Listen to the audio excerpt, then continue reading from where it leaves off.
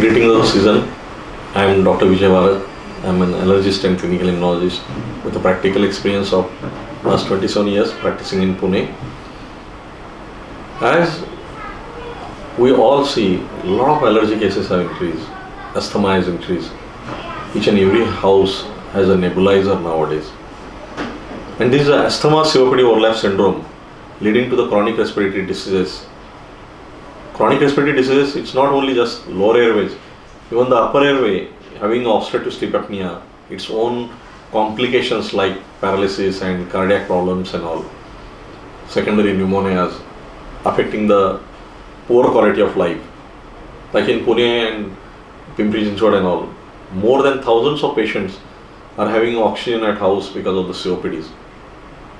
So considering the from childhood up to the adulthood, whatever the allergy march which has increased and leading to so much severe allergies, including the severe food allergies, respiratory allergies, rhinosinusitis, severe rhino-conjunctivitis, adult chronic respiratory diseases, secondary complications, overuse anti-allergics, overuse oral or parenteral steroids, affecting the quality of life of the community.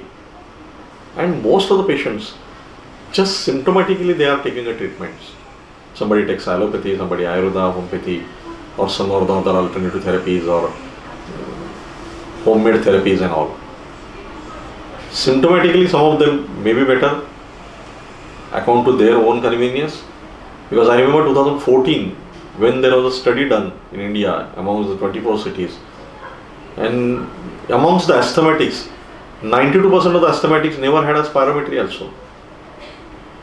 And out of that, many of them they felt they are controlled, but not a single patient was controlled when the spirometry was done. So now at least after the awareness last many years, the spirometry, oscillometry, Fenno's tests have been improved. So but still 60 to 65% of the asthmatics are not controlled. Amongst the children with asthma, 90% of them have allergy. Amongst the adults with asthma, 65% have a positivity to the skin allergy test. So what does it mean? The symptomatic management we all are doing, but how in diabetes we always guide the patient about the diet and exercise and lifestyle changes. The same way here, what are the triggers, exacerbation factors, allergens, pollutants? That awareness, environmental control to the patient has not been made. So that's why the allergic march, minimal persistent inflammation which continues with the newer allergen developments in spite of the symptomatic control, or it can be in the dormant or subclinical stage. So how we can have a very good control of the inflammation, how we can stop this allergic march, we can halt the allergic march, how we can prevent the complications in the adulthood or adolescence with the newer advanced therapies in asthma and allergy. In asthma, suspected asthma, it's always better to do the objective analysis. Like above 6 years spirometry can be done. Then newer therapy like testings like XL nitric oxide, Fenno tests are available. Even about 2.5 to 3 years old children, the impulse oscillometries are also available, which can detect the inflammation into the airways and all, which can guide. Even nasal eosinophil levels, anterior rhinoscopy, rhinomanometry tests, utilization should be improved. 95% of the children with rhinitis always have ocular allergy. So these patients should be referred to the proper ophthalmologist under the slit lamp eye examination. The conjunctiva, cornea, the palpebral conjunctiva should be analyzed if there are any papillae and all, because it is more disturbing than asthma, causing a keratoconus, early stage cataract, glaucoma and all. So this is a teamwork. So whenever the patient goes to the dermatologist with the atopic dermatitis, even nowadays there are moisturometers are available, the SCORAD scores should be analyzed. We should see the score of that symptom score, how it is reducing, how the inflammation is controlled properly to stop this allergic march. Then after the proper standardized allergy test with the skin prick test or blood immunocap allergy testing or the component dissolved diagnosis like epitopes of these allergen testings should be utilized to find out the specific allergens for the specific patients, or we can do some very rarely in a drug allergy test, like whenever there is an indicated skin prick, intradermal drug allergy test, patch test, in a contact allergic dermatitis or around the eczema, around the eyes eczema many patients have. Those patients, this contact patch test also can be done, and we can identify the allergens also. And so we can guide the patient about simple precautions. So it helps a lot to the patients, like pollens, the car AC most of the people are using, the pollen filter can be utilized. Dust mites, the pest control for the dust mites, some agencies are there, they can be utilized. Suppose there are damp wall funguses, we did a studies, 65 asthmatics, and we found a lot of molds were into the school bathrooms, like the deep pockets of the kitchens, as well as the office bathrooms and all. So there the liquid ammonia 5% can be utilized to reduce the potency of the spores. Animal danders, if it is sensitivity, then the animal should be kept away from the sofas and from the bed and outside into the hall and all. HEPA filter vacuum cleaner also can be utilized in these cases. So such type of precautions will definitely help these patients to improve the quality of life. And why it should be done? Symptomatic control, most of the patients are having it. But the severe asthma, which is leading to the 30% cardiac deaths, obstructive sleep apnea leading to the paralysis and all, deviated nasal septum, sinusitis, a lot of people get operated. But does it help for a longer period? Never. Even nowadays the studies have shown that those patients operated, they have early age lower airway involvement also, if it is allergy management is not done. So what is does mean this advanced therapies?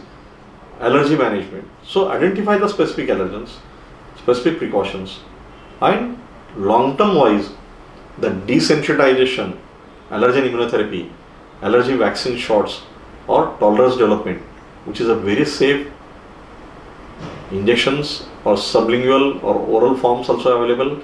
More than 100 years, it is worldwide use, and the awareness should be brought so that we can definitely help the patients to have a very good symptomatic control, to reduce the oral or parenteral steroids, to reduce the eye steroids, to improve the quality of life. The school absenteeism, office absenteeism can be reduced.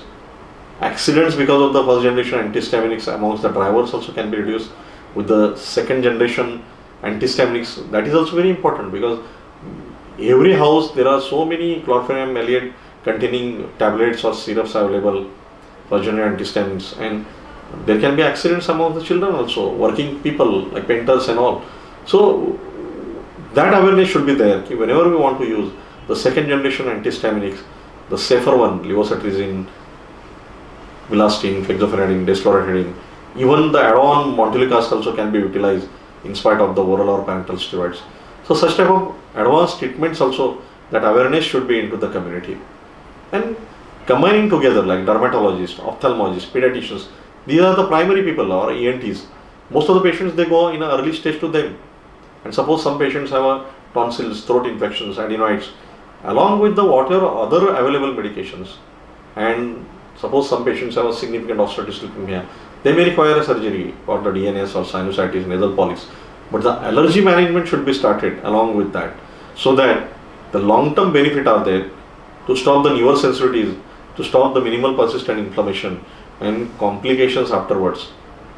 That can be achieved with this disease modifying therapy.